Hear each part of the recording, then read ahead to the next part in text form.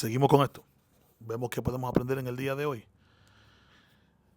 Bueno, quizás usted no es un apóstata, Mano Jason quizás no es un liberal, pero definitivamente que es un mundano.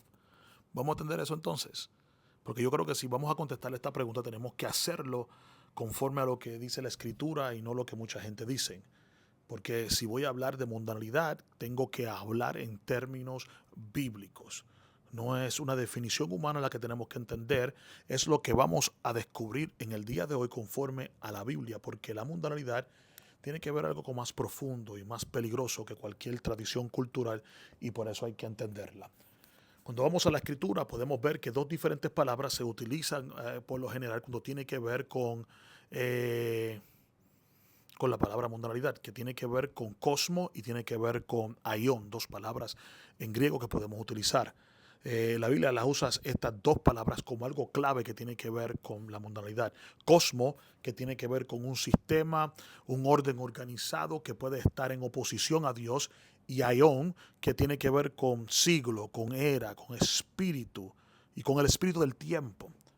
Por ejemplo, en el libro de Primera de Juan, cuando dice, no améis al mundo, ni las cosas que están en el mundo, porque el deseo de la carne, el deseo de los ojos y la arrogancia de la vida, dice, el mundo pasa, y también sus deseos, porque el que hace la voluntad de Dios permanece para siempre. Aquí mundo traduce a cosmo.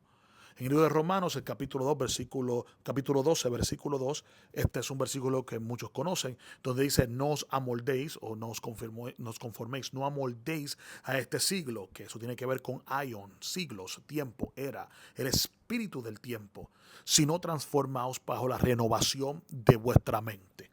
Esto entonces nos enseña que la mundanalidad no es un color de ropa, no es un estilo de música, no es una forma de vivir, sino que es permitir que el sistema cosmo o el espíritu de la era, el aion, dicten cómo yo pienso, cómo yo amo o a qué yo amo y cómo yo vivo. Aquí es donde tenemos que continuar para poder comprender lo que es mundanalidad. Esto tiene un patrón histórico. Esto no solamente lo estoy sacando yo ahora, llevando mi propia conclusión. Esto es un patrón histórico. Y si nos vamos al Viejo Pacto, el Antiguo Testamento, como muchos le conocen, el pueblo de Dios y el mundo, esto tiene un patrón. No es nuevo. Israel fue advertido en el libro de Levítico, dice, no haréis como hacen en Egipto, ni como hacen en Canaán. ¿Y qué hicieron ellos? Tomaron las costumbres de las naciones y las mezclaron con su adoración. El Señor usa el profeta Jeremías y dice, no aprendáis el camino de las naciones. Estas son las advertencias que Dios le da al pueblo de Israel en el antiguo pacto cuando tiene que ver con el sistema del mundo y la era que estaba alrededor. Siempre ha habido esta tentación. ¿Cuál es esta tentación? El adoptar y el molde del mundo en vez de permanecer fiel a la palabra de Dios. Escuche, siempre ha habido esta tentación. Y como siempre vamos a esta tentación, pues entonces hay que comprenderla para poder entender exactamente lo que es mundano. So, la pregunta que debemos hacer es esta. ¿Qué dice la palabra? ¿Qué dice la escritura? Porque si vamos a hablar de mundanalidad, no podemos hablar en base de cultura o en costumbre, sino en la base de la escritura. Y la misma escritura da la definición más clara de lo que es el mundo. Si regresamos de nuevo a Primera de Juan, el capítulo 2, los versículos 15 al 17, estos versículos son muy importantes. Porque dice claramente, no améis al mundo, ni las cosas del mundo. Si alguno ama al mundo, ¿qué dice? El amor del Padre no está en él. ¿Por qué? Porque todo lo que hay en el mundo, y continúa definiendo estas cosas, el deseo de la carne, el deseo de los ojos y la arrogancia de la vida, quizás su versión dice vanagloria, la mía dice la arrogancia de la vida, no proviene del Padre, sino del mundo. Y el mundo pasa. Y también sus deseos. Pero el que hace la voluntad de Dios permanece para siempre. No, permítame detenerme aquí un momentito, porque este pasaje es clave. Dice que todo lo que hay en el mundo se puede resumir en tres categorías. Escúcheme, cristiano, usted no tiene su propia categoría, ni ninguna iglesia tiene su propia categoría. Cuando usted escucha que alguien dice, eso es mundo, tiene que ver si caen en estas tres categorías: los deseos de la carne, los deseos de la gloria y los deseos de los ojos y la vanagloria o la arrogancia de la vida. Y si no entendemos esto bien, vamos a seguir llamando a mundo lo que no es y vamos a dejar de atender lo que sí es mundanalidad real. El problema no es señalar lo que es mundo, que no es mundo. El problema es que cuando enfocamos a que esto es mundo, no le damos atención a lo que de verdad debe ser nuestra preocupación. Por ejemplo, los deseos de la carne. Ahí comienza, ¿no? Los deseos de la carne. No está hablando de tener un cuerpo, ni de usar ropa. Dios creó el cuerpo y no solamente lo creó, sino que cuando Él terminó de crear todo, dijo que es bueno. Esto habla de los apetitos desordenados de la naturaleza caída. Cuando la carne gobierna en mí, produce lo que Pablo le llama las obras de la carne. Otra cosa que quiero dejarles saber: nadie tiene sus propios términos de las obras de la carne. Ya las definiciones de la obra de la carne están en la palabra. Y Pablo le llama en el libro de Gálatas, el capítulo 5, del 19 al 21, que habla de inmoralidad, habla de impureza, enemistades, pleitos, celos, ira, borracheras, orgías. Y todas estas cosas son los deseos de la carne. No es usar jeans como ahora hay iglesias que dicen no se pueden usar los maones. El mundo es dejar que la carne dicte tus acciones, que tus pasiones manden más que el espíritu en tu vida. Esto es parte del mundo. Primera categoría. Segunda categoría, los deseos de los ojos. Obviamente aquí no está hablando que no se puede ver. No tiene que ver nada con la vista, sino que tiene que ver con la codicia que entra por los ojos. Eva vio el fruto y lo codició. Acán vio el manto babilónico y la plata y la tomó. David vio a Betsabé y pecó. El deseo de los ojos es la avaricia, la envidia, la lujuria, el consumismo sin freno. Es mirar lo que no es tuyo y desearlo. No es la moda que un joven se puede poner. Es mundano que los ojos nunca se saquen de lo que tienes y siempre quieras más. Quieras lo ajeno, quieras lo prohibido. Estos son los deseos de los ojos. La vanagloria de la vida, tercera categoría. Bueno, aquí mucha gente piensa que la vanagloria de la vida tiene que ver con la vanidad de cómo una persona se viste o cómo una persona es. Aquí la vanagloria de la vida no tiene que ver con vestirse bien o con tener un cuidado de la apariencia de uno. Habla de orgullo, de arrogancia y presunción. Y no todo el que se viste bien o se arregla bien es orgulloso, arrogante, porque hay personas que no lo hacen y también padecen de orgullo, arrogancia y presunción. Cuando vemos en el libro de Lucas, capítulo 12, nos recuerda que la vida del hombre no consiste en la abundancia de los bienes que posee. El libro de Mateo, el capítulo 6, advierte contra hacer justicia para ser visto. Y el libro de Juan, el capítulo 12, denuncia a los que aman más la gloria de los hombres que la gloria de Dios. La vanagloria de la vida o la arrogancia de la vida es vivir para impresionar o para ser aplaudido. No es vanagloria peinarte diferente. Es vanagloria vivir de la aprobación ajena. Medir tu valor por lo que posees o usar tu espiritualidad como un espectáculo. Esto es vanagloria de la vida. ¿Ves lo que la Escritura nos está diciendo?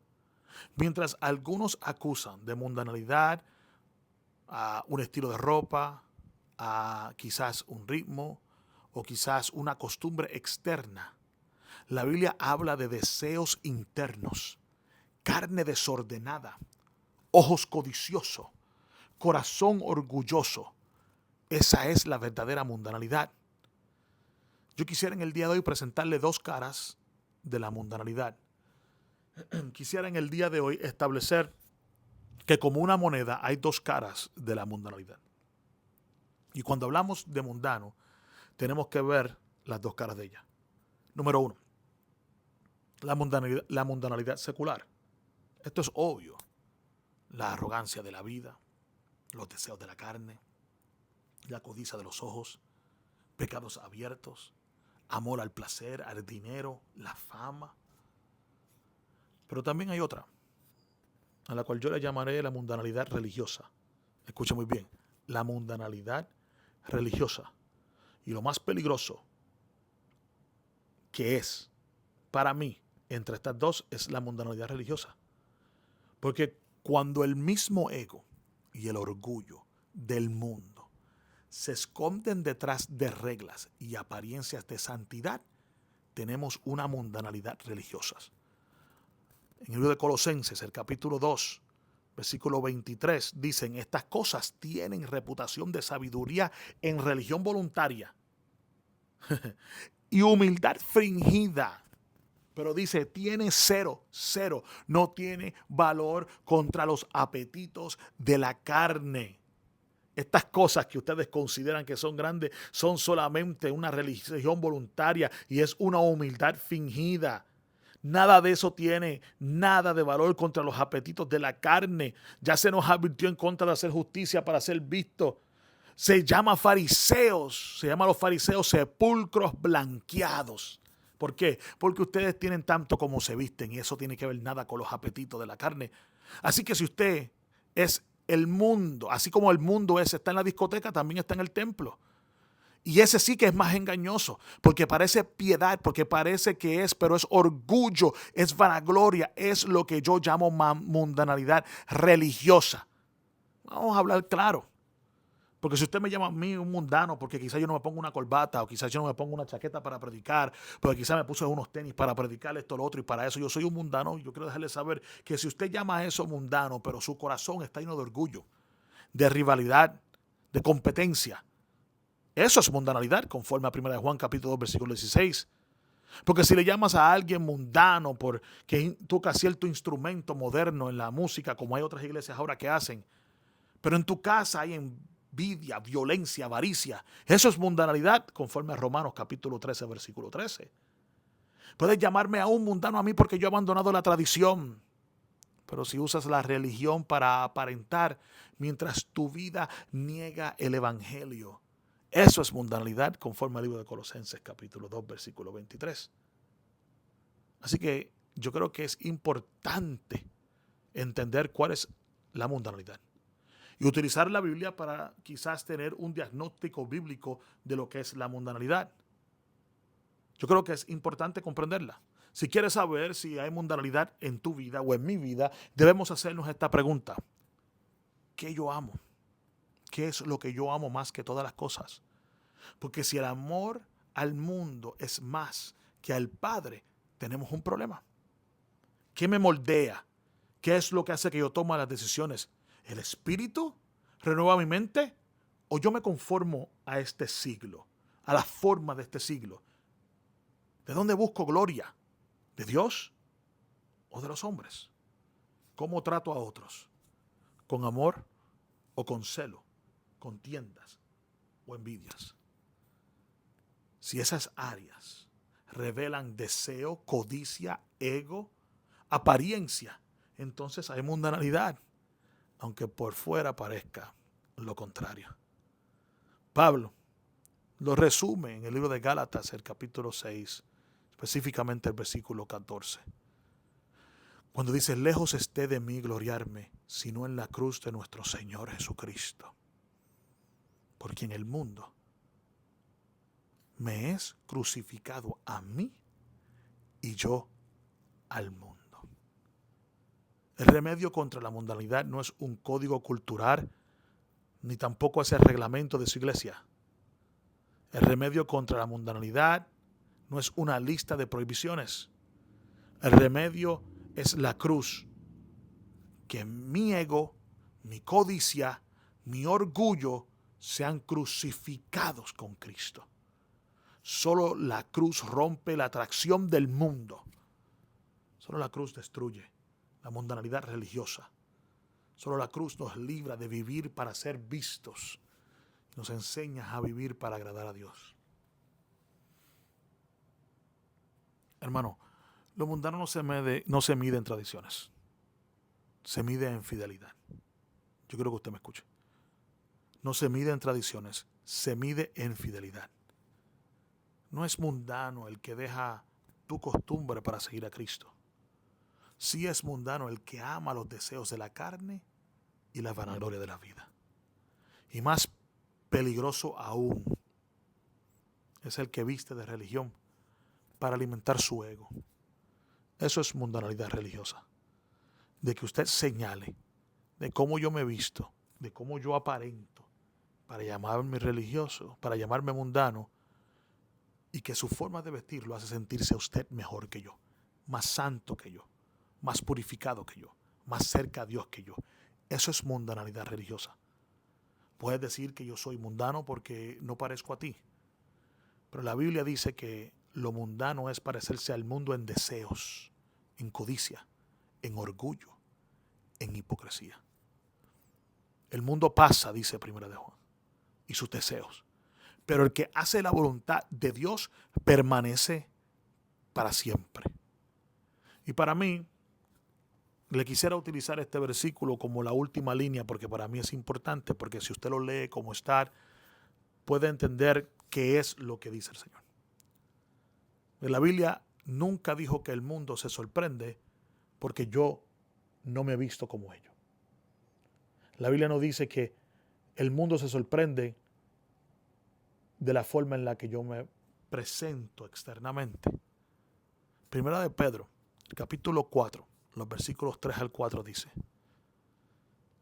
basta ya el tiempo pasado para haber hecho lo que agrada a los gentiles, andando en qué, en sensualidades, en qué, en concupiscencias, en borracheras, en orgías, en disipación e idolatría. Mira la lista que pone.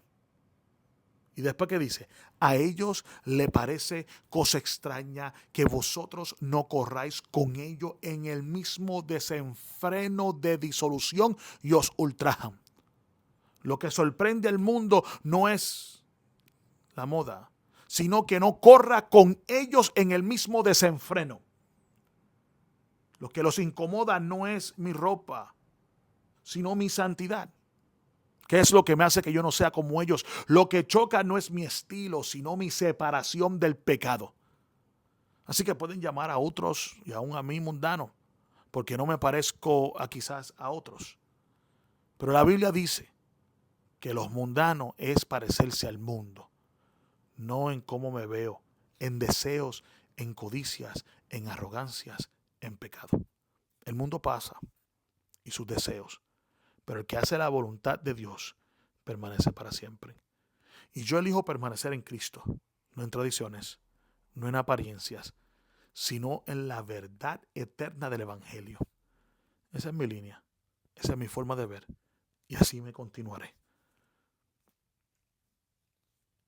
Yo creo que esto es importante conocerlo conforme a la Biblia. Pues pastor,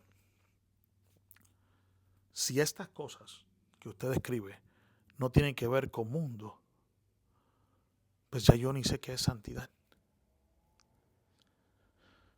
Porque yo sé, hay la necesidad de una santidad externa para poder llegar al cielo, ¿verdad? Creo que tenemos que hablar. Porque sin santidad nadie verá al Señor. Pero se ha diluido, se ha menguado y por ende se ha reemplazado la definición de santidad de una manera en la cual está perdiendo su efecto y por ende su importancia en la iglesia del Señor. Y hay cristianos que por alguna razón se sienten santos y no lo son. Y hay otros que no creen que necesitan la santidad, que la necesitan. Pero como se ha aguado la definición de ella, está en peligro de extinción. Escuche, usted escucha lo que yo digo, está en peligro de extinción. Porque hay algunos que como se ha menguado su definición, no creen que la necesitan. Y la necesitan. Pero hay otros que como se ha menguado y se ha aguado su definición, no la tienen, aunque cree que la representan. Este será el próximo que vendremos. Vamos a discutir también lo que es la santidad conforme a la palabra, para poder terminar esta línea de administración que hemos tenido para atacar la ignorancia y dar el conocimiento, porque en el día de hoy se levanta Satanás en contra del conocimiento de la verdad. Ha sido un placer estar con usted en este día. Eso es todo lo que tengo por hoy. Acuérdate, nada contra la verdad. Dios te bendiga. Será hasta la próxima. Amén. Gracias, Señor.